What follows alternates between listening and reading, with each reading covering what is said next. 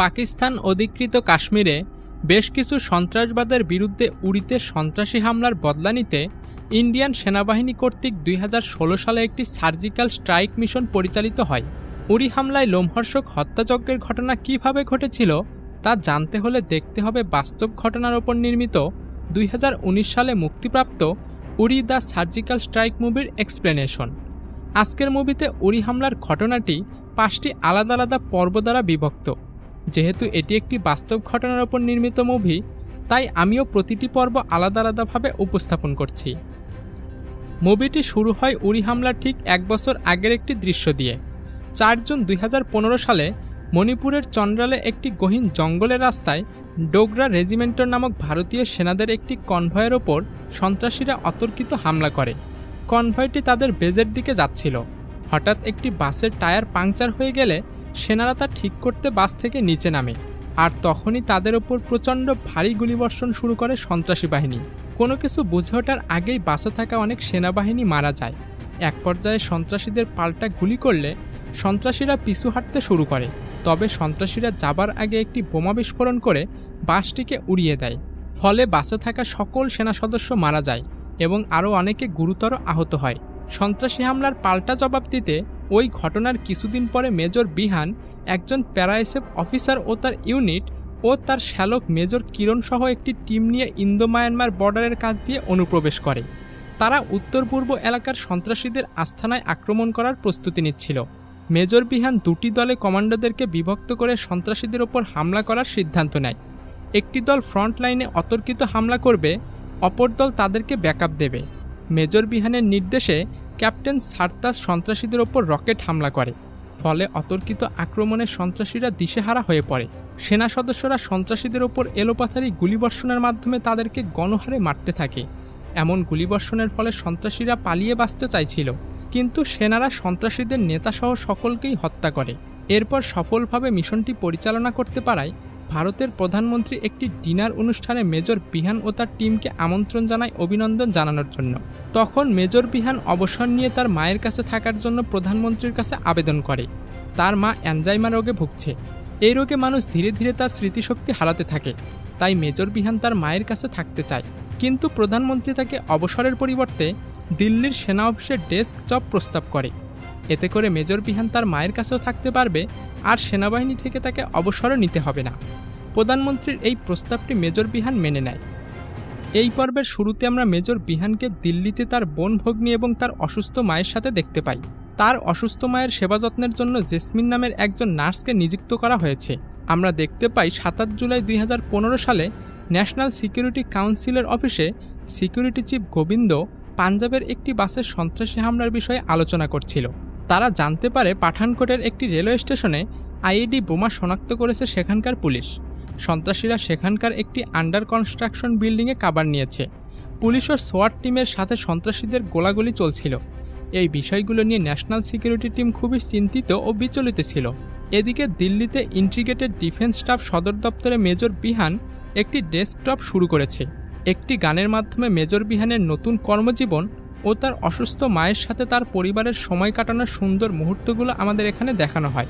এ সময় মেজর বিহান তার অফিসের ফ্লাইট লেফটেন্যান্ট সিরাত নামে একজন ভারতীয় বিমান বাহিনীর পাইলটের সাথে পরিচিত হয়। পাইলট সিরাত মেজর বিহানকে জানায় তার স্বামী ছিল পাঞ্জাব রেজিমেন্টের একজন ক্যাপ্টেন, যে কিনা একটি মিশনে গিয়ে অতর্কিত সন্ত্রাসী হামলায় মারা যায়।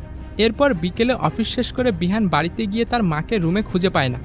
বিহান দায়িত্বে অবহেলার জন্য জেসমিনকে তার মায়ের নিরাপত্তা দিতে নিষেধ করে।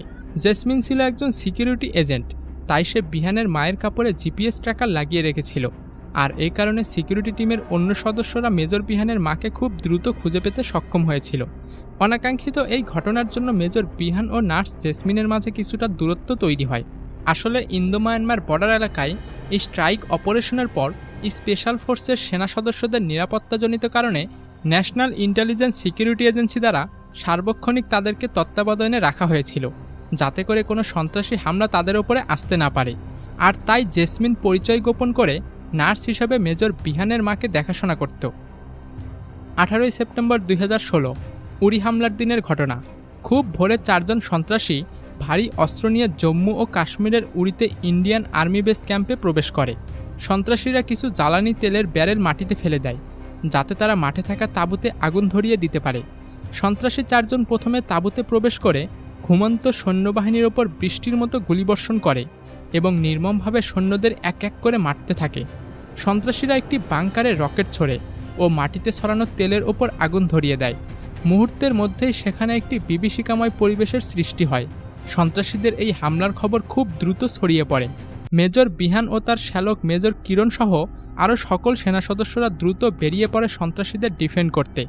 মেজর কিরণ তার পজিশন নিয়ে জুনিয়র মেজর থেকে সন্ত্রাসীদের পজিশন জানতে চায়।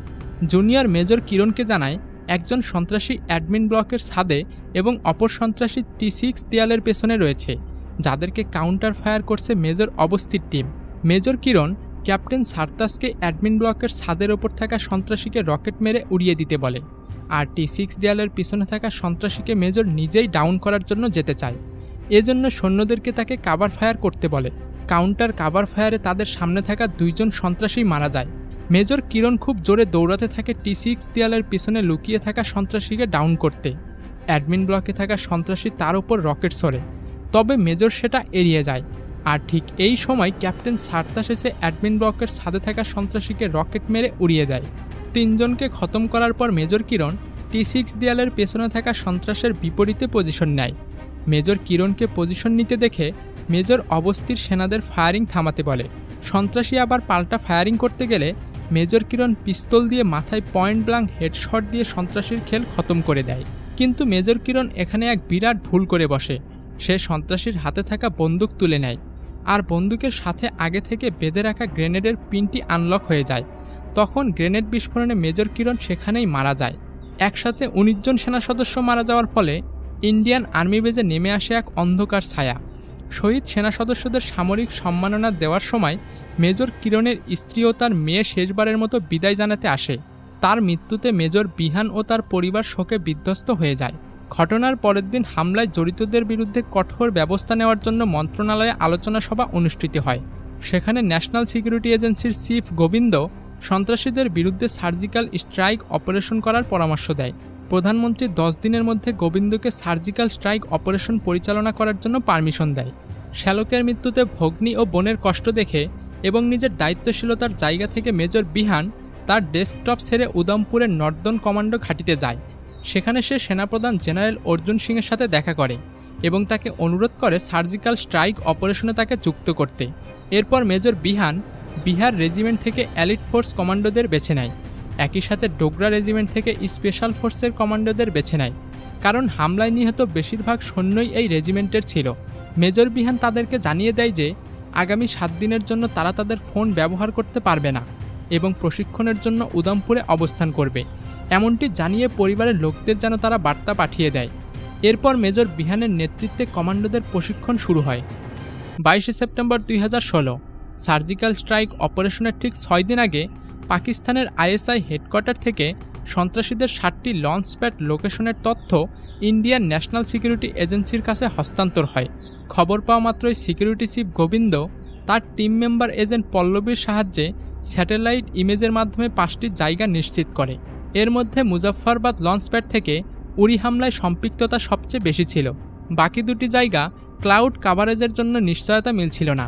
এ ব্যাপারে সহায়তা নিতে সিকিউরিটি চিফ গোবিন্দ DRDA-এর প্রধান বায়ানের সাথে দেখা করতে যায়। সে চাচ্ছিল তার কাছ থেকে ড্রোন ফুটেজ সহায়তা নিতে। সেখানে গোবিন্দর সাথে ঈশান নামের একটি ছেলের পরিচয় হয়, যে সেখানে ইন্টার্নশিপ করতে এসেছিল। সে গারল নামে একটি ড্রোন তৈরি করেছিল, যেটি দেখতে ইগলের মতো ছিল। এরপর NSA গোয়েন্দা বাহিনী 2 জন সন্দেহভাজন সন্ত্রাসীকে আটক করে। সন্ত্রাসীদের জিজ্ঞাসাবাদের মাধ্যমে তথ্য নিয়ে মেজর বিহান ও পল্লবী রয়ের সহায়তায় জানতে পারে সাকটি গ্রামে 2 জন সন্ত্রাসী রয়েছে, যারা সন্ত্রাসী কর্মকাণ্ডের জন্য ট্রেনিং সেন্টার পরিচালনা করছে এবং উড়ি হামলার পেছনে তাদের হাত রয়েছে। সিকিউরিটি চিফ গোবিন্দ পাকিস্তানিদের বিভ্রান্ত করার জন্য বর্ডার এলাকায় আর্টিলারি বাহিনীকে গোলাগুলির মাত্রা বাড়িয়ে দিতে বলে এবং তাদের কিছু পেট্রোলিং হেলিকপ্টারকে পাকিস্তানি বাহিনীর মতো রং করার পরামর্শ দেয়। এইদিকে কমান্ডোরা মেজর বিহানের অধীনে প্রশিক্ষণ নিতে শুরু করে। মেজর বিহান ফ্লাইট লেফটেন্যান্ট সিরাজকে সার্জিক্যাল স্ট্রাইক মিশনের পাইলট হিসেবে নির্বাচন করে। এদিকে পাকিস্তানের ISI হেডকোয়ার্টারের কর্মকর্তারা ভারতীয় সেনাবাহিনীর কার্যকলাপ সন্দেহ করলেও সঠিক নজরদারি ও অবমূল্যায়নের কারণে বিষয়টি উড়িয়ে দেয়। সার্জিক্যাল স্ট্রাইক অপারেশনের 2 দিন আগে ইন্ডিয়ান আর্মির একটি ফরওয়ার্ড পোস্ট থেকে ঈশানের তৈরি সেই গারল উড়িয়ে দেয়। ডিআরডিএর সহায়তায় সিকিউরিটি এজেন্ট পল্লবী সন্ত্রাসীদের B2 লঞ্চ প্যাডের সন্ধান পায়, যেখান থেকে উড়ি হামলার সন্ত্রাসীদের সরবরাহ করা হয়েছিল।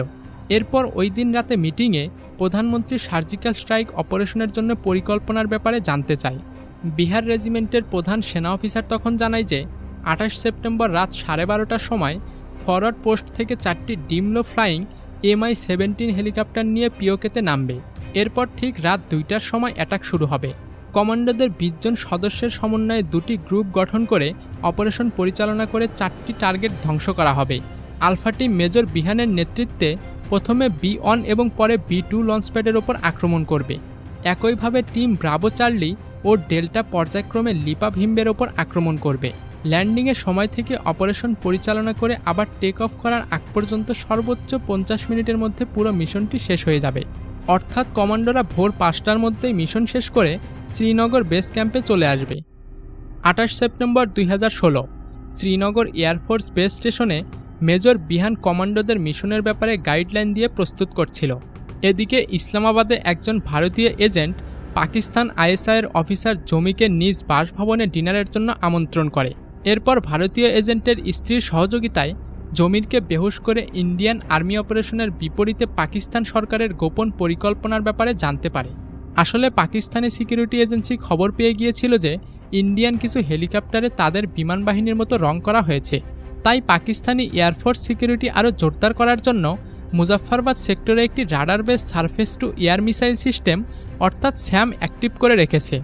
যদি ইন্ডিয়ান সেনাবাহিনীর কোনো হেলিকপ্টার LOCর 20 কিলোমিটারের আয়তনের মধ্যে প্রবেশ করে তাহলে তাদের অ্যান্টি এয়ারক্রাফট মিসাইলটি অ্যাক্টিভ হয়ে হেলিকপ্টারটি ভূপাতিত করবে।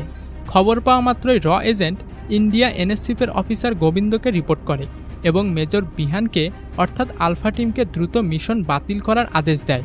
কিন্তু মিশন বাতিলের ঘোষণা শুনে মেজর বিহান বিকল্প আরও একটি প্ল্যান করে এই মিশন বাস্তবায়নের জন্য। প্ল্যান হলো মেজর বিহান তার আলফা টিমকে পিওকে বর্ডারের স্থানীয় সেনাবাহিনীর সহায়তায় গুহার মধ্য দিয়ে পরিচালিত করবে, যেভাবে সন্ত্রাসীরা উড়ি হামলার জন্য মুজাফফরবাদ থেকে ইন্ডিয়া প্রবেশ করেছিল। নতুন প্ল্যান অনুযায়ী আলফা টিম গুহার মধ্য দিয়ে মুজাফফরবাদের দিকে যেতে থাকে। এই সময় অফিসার গোবিন্দ ঈশানকে তার তৈরি গারল দিয়ে পুরো এরিয়া রিকন করতে বলে এবং লাইভ ফিড ট্রান্সফার করে মেজর বিহানকে। গুহার সামনে 2 জন পাহারারত সন্ত্রাসীকে দেখতে পেয়ে ঈশান মেজরকে রিপোর্ট করে। সন্ত্রাসী 2 জনকে মেরে আলফা টিম পিওকেতে অনুপ্রবেশ করে। খুব দ্রুত আলফা টিম চাকুটি গ্রামের B1 লঞ্চপ্যাডের এরিয়ায় নির্দিষ্ট সময়ের চেয়ে মাত্র 13 মিনিটের ব্যবধানে পৌঁছায়। ফ্রন্টলাইন কমান্ডো এবং ব্যাকআপ কমান্ডো গ্রুপ 2 দিক থেকে তাদের ওপর অতর্কিত হামলা চালায়।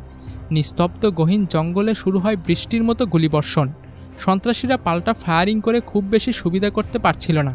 আলফা টিম সফলভাবে B1 লঞ্চপ্যাডের সকল সন্ত্রাসীদের মেরে B2 লঞ্চপ্যাডের দিকে অগ্রসর হতে শুরু করে।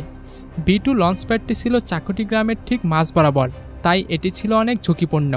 নিরাপত্তার দিক থেকেও এই লঞ্চপ্যাডটি ছিল তুলনামূলক শক্তিশালী।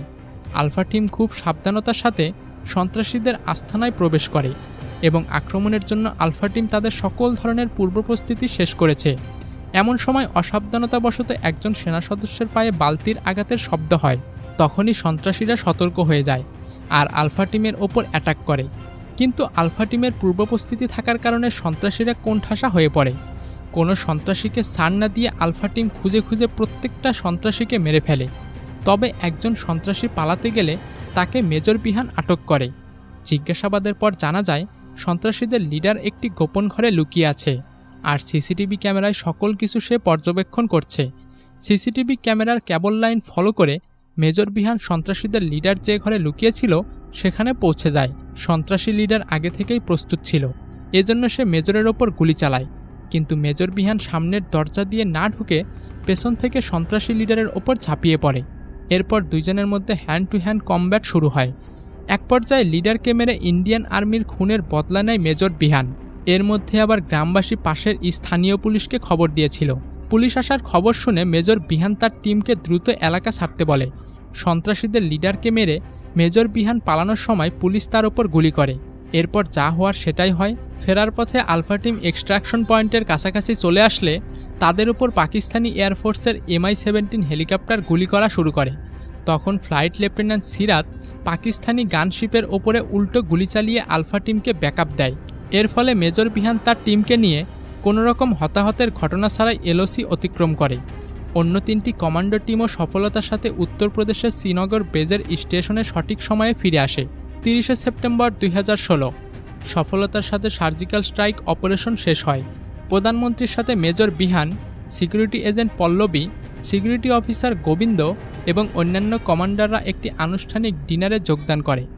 ডিনারে সকলের আনন্দঘন সময় উপভোগ করার মধ্য দিয়ে মুভিটি এখানেই শেষ হয়ে যায়। একটু দাঁড়ান, এখানেই শেষ নয়। মুভির পোস্ট ক্রেডিট সিনে দেখা যায় পাকিস্তানের মন্ত্রী জমির সকালে ঘুম থেকে উঠে ইন্ডিয়ার সফল সার্জিক্যাল স্ট্রাইকের খবর দেখে হতাশায় চিৎকার করে ওঠে। আর ফাইনালি মুভিটি এখানেই পরিপূর্ণভাবে সমাপ্ত হয়। তো বন্ধুরা, অবশ্যই আমাদের ভিডিওতে লাইক, কমেন্ট অ্যান্ড চ্যানেলে নতুন হলে সাবস্ক্রাইব করে দিবে। ধন্যবাদ।